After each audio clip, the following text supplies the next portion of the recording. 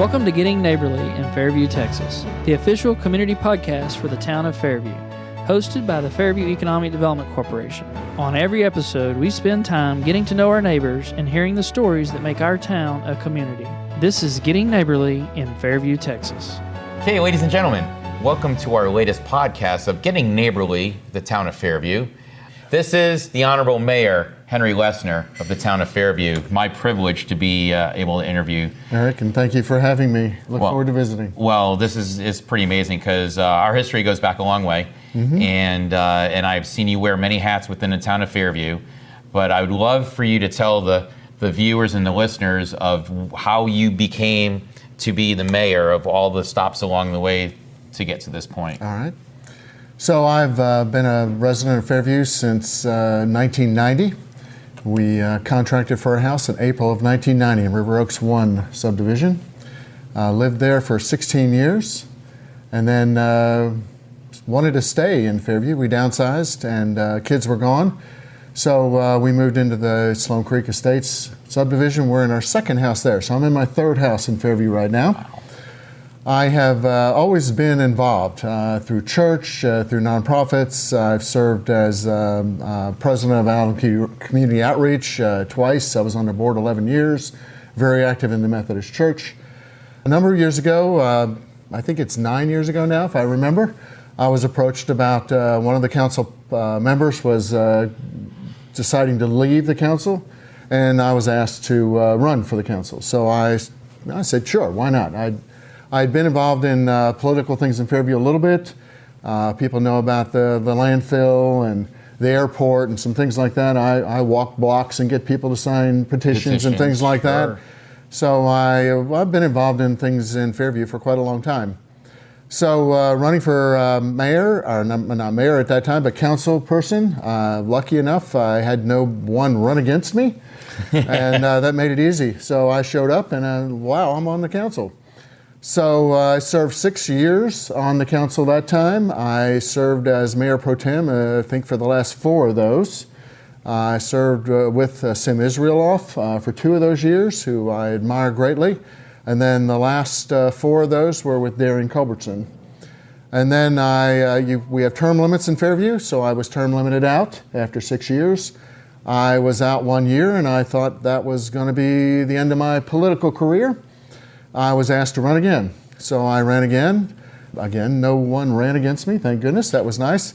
And so I was elected. So I have been on the council for 8 years. And then Darian was termed out as mayor. And there were a couple of other people in town that I thought would be a good replacement for Darian. And unfortunately, I was the one that everyone decided was the one to replace Darian. So I have been doing this since I think it was June. I'll just tell you it is an enormous amount of time and effort associated with it, but I really like doing it. I get to meet everybody in town. Some days I'm doing this for 4 or 5 more hours a day. We have a council meeting. Those council people who might see this know we are sometimes in council meetings for 7 or 8 hours. So, but I thoroughly enjoy doing it, meeting with people, the challenges of trying to keep the town going in what I consider the right direction. Direction that, by the way, had been set many, many, many years ago by some of the great councils and mayors that we've had before me. So I'm just trying to walk in their footsteps and try to do the right thing for the town. Well, and you're a good person to talk to since you've been here since 1990. You've seen the town go from really just country as country can be to where it is today, almost 30 years later. Tell me, looking back at those 30 years, seeing it go from, probably not even a stoplight in town to pretty much, where we have today with Fairview Town Center and everything else that's on the horizon. How are your feelings of going from one spectrum to the other? So when we moved here in 1990, if I remember correctly, the population of Fairview was about 800. So obviously we've changed a little bit then. Most of the neighborhoods that you would recognize today were not there. Stacy Road had been paved not long before we got here. So we moved here, frankly, because we moved over in the Lovejoy School District. I liked Lovejoy because I have 2 sons. And I saw dads going in and out of that school. And that was the thing that kind of said, I need to be there because I'm real involved in school. And, you've already heard, I like to be involved in stuff. So we moved there, we built a house, and obviously things have changed a lot. So one of the things that is unique about Fairview, I think, is the fact that we've had the Keep It Country slogan and stuff for many, many years. The eastern side of town, eastern 2/3 of town, large lots, large homes. That's where I lived for the first 16 years I was in Fairview. I moved there because of that. And I like that, I treasure that. And as best we can, we try to keep it that way. We've eliminated or not made it possible for people to open businesses on that side of town. There's traffic and stuff. We've had to expand Stacey Road and things like that. And a whole lot of new people moved to town. Some people get upset about the growth that we've had in town, but that path was set a long, long time ago. You can go back into that, and I don't know, I've been told it's in the 50s or in the 70s, but somewhere between that time frame, some really big decisions were made in this town. And that was that we were going to maintain the eastern 2/3 of town with septic systems only, no sewer system.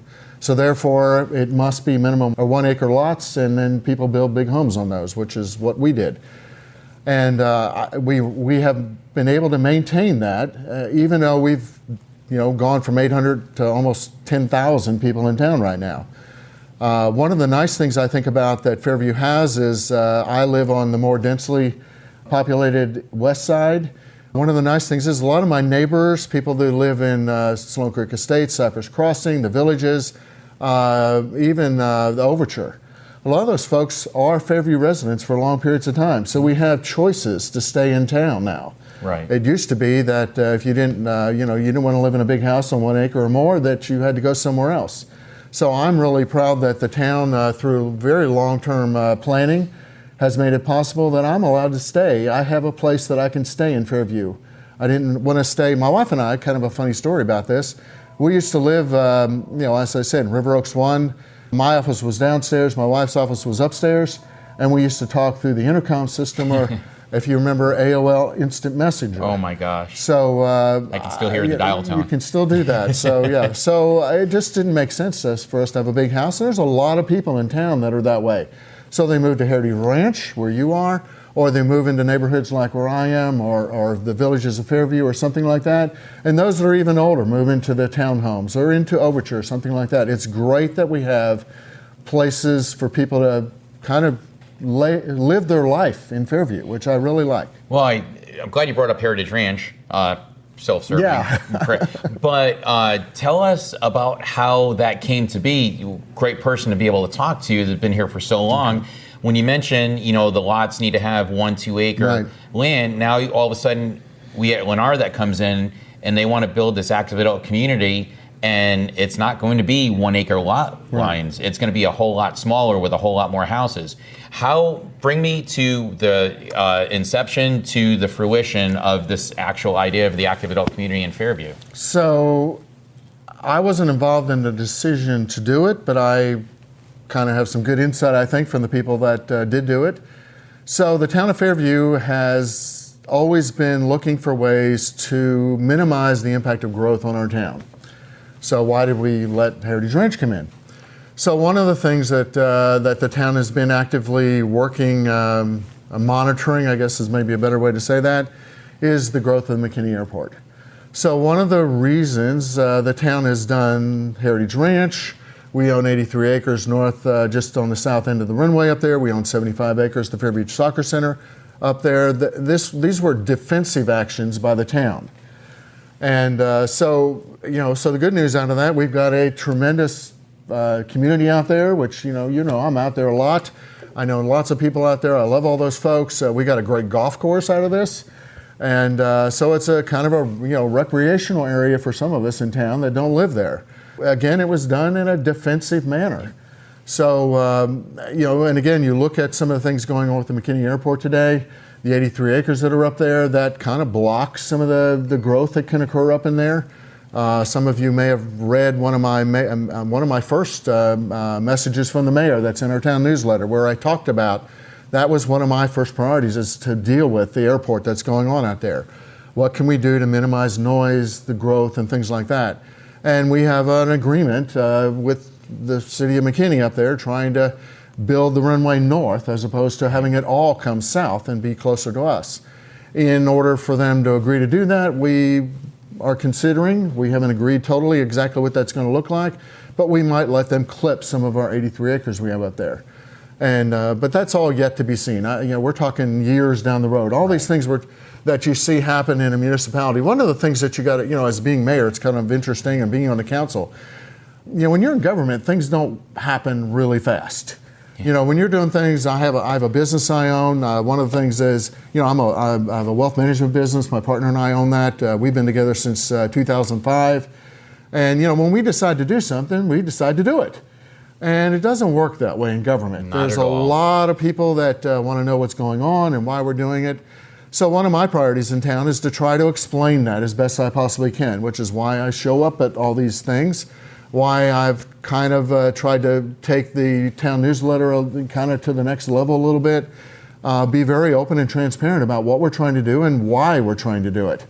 There's people that think that we shouldn't be doing some of the things that we're doing. Unfortunately, there are laws. We follow the law. Right. When you're on the council, you're obligated to follow most of it's state law, by the way. We have our own ordinances and things that we have to abide by, but a lot of that stuff is set in place by state law. And that's another thing that I will be writing about here in the next couple of months in our town newsletter about why and how this stuff happens. That's pretty amazing. And it's always nice when you're interviewing somebody, when you actually have the answer in the back of your head. And we actually had one of our committee meetings today at Heritage Ranch, and that topic actually got brought up about how Heritage Ranch came to being because it was the defensive measure in the McKinney Airport. To get it validated by one of the people that have been around here for so long is great on my end, because there's a lot of consistency with all the knowledge and all the information, which I absolutely love. You did touch on your business. Besides being a full-time mayor, you actually have a business as well that you run. I have a paying job. Paying job. Yes, we are a registered investment advisory firm.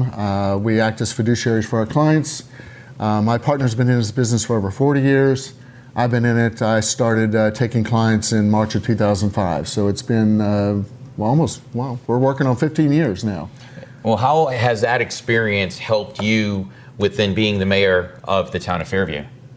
Has one benefited the other? Or? It's hard to say how one benefits the other. I mean, I try to keep my work life separate from my mayor life. I would say more my nonprofit work, the things I do with the church. Right. Being in leadership positions, being used to getting up in front of people and talking about sometimes controversial issues. If you know, I have been elected to the General Conference of the United Methodist Church on a couple of occasions. I've served on that 10 years. And we're dealing with things about human sexuality. And that's, it's a divisive issue, and how you deal with that. And I'm used to getting up and talking about both sides of that issue.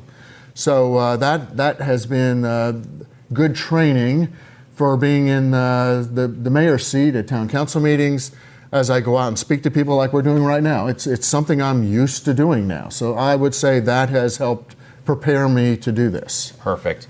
And now we're 2019, looking forward to 2020. There's a lot of big things in the horizon in the town of Fairview. Looking forward, how do you see how Fairview is going to kind of contend with all the other cities and towns in the area? What is your vision of making sure that Fairview, A, keeps it country, but B, is still a viable area for people to come and visit and spend some of their hard-earned money? Yeah. So one of the things, I've told people this before, that sometimes I feel like we are being squeezed. That we're surrounded by cities in a county that is extremely pro-growth. It used to be back when Keith Self was the county judge. Keith would tell us that 83 people a day moved to Collin County. Now Chris Hill is saying 89 people a day moved to Collin County. And some of those people moved to Fairview. Right. And we want to welcome them. We want them to be able to experience the good lifestyle that we have here, whether they're on the Keep It Country side of town or whether they live in some of the apartments that are being built. They are attracted to the great school districts we have here, the quality of life that we have. So I see that as a very positive thing, that people want to move to Fairview. I don't see any downside with that. So as things roll out, a lot of our town is built out on the east side, where it is the large, the Keep It Country side of town. There are a couple places there where we will abide by our zoning laws. We have 2 acre, 1 acre, 2 acre, 3 acre lots over there. The developers know that we kind of force their hand to do that. And so they will build out that way, and we're going to have beautiful, beautiful neighborhoods over there, more beautiful neighborhoods to do that, more choice for housing. On the side, on the more densely populated side, as you know, Fairview Town Center, Lincoln Properties has had that. They're doing a really, really good job of making some changes, kind of changing the focus of some of the things that have been done there away from retail. Venture X is moving in there, a co-working space. We have a brewery in town that we had people out at Heritage Ranch last night trying to get petitions. There's kind of 2 paths that we're working on to deal with so we can get a brewery in town, which I think it's kind of awesome. We have some new restaurants coming into town. We have planning and zoning on Thursday night. There's an office building that's going to be talked about over there across the street from the Overture. So we have that. The other big deal that everybody hears about is Billingsley's coming to town. Yes. I've been in 5 meetings, I think, with Billingsley's. Extremely professional, extremely good, extremely high quality, very sensitive to the things that Fairview is concerned about. You know, keep traffic away from Highway 5, keep traffic away from the east side of town, maintain as best we can, lots of trees, the drainage issues that we have. They are extremely sensitive to dealing with those kind of things. So I'm really happy about that. And then when you get into, we don't do things for tax base. That's not why anybody in town does things. But the fact is, their little 242 acres of land that they have, once that gets built out, they will increase our tax base by 50%. So I go back to the early days when 1950s, 1970s, into the 90s when more current mayors and councils set this in place. We're looking at this at some point, we're not spending a whole lot of money over there. They're going to be bringing us a bunch of tax money, right? Property tax money. So that helps us with, keeping the Fairview property tax rate down. We've been successful in doing that since I've been on the council. We've raised, I think 4 times we've lowered the tax rate since I started. And I don't see that changing. We're creeping down there a little bit by every time we do this. We've done a great job with infrastructure in our town. We've got the roads mostly going around our town. They're not going up through Oakwood and through Hart Road. We do our best to keep traffic off of those areas.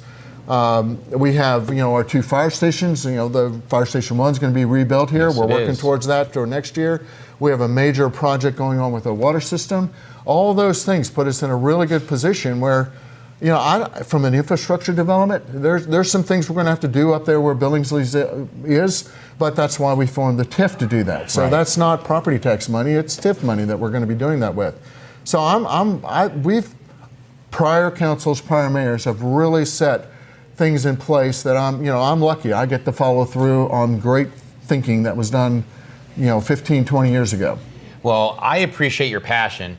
For somebody that is very passionate about what they do, I can see it coming in, through you as well. And I think Fairview's in great hands right now.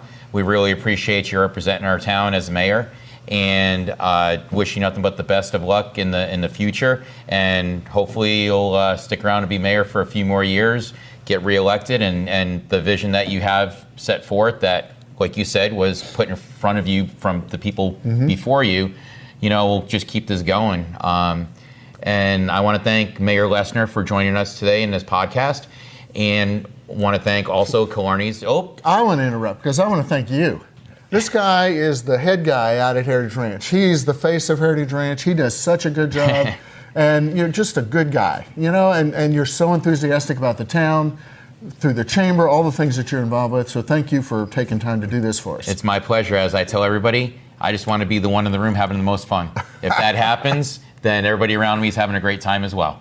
Thank you, my friend. Appreciate it. And I want to thank Killarney's at Fairview for allowing us to tape this podcast for you guys to listen to. If you're ever in the area, the Fairview Town Center, come visit Killarney's. If it's a favorite sports team, live band, or you just want to meet your neighbors. And they're open for lunch. I ate lunch here Friday. They have amazing tacos here, I can tell you that. Shepherd's pie. Shepherd's pie is good too. So they have a Bangers and mash. Bangers and I'm gonna tell you what. Chips and queso, and yes. they get the waffle fry. I mean, yes. It's you name it, they have it here.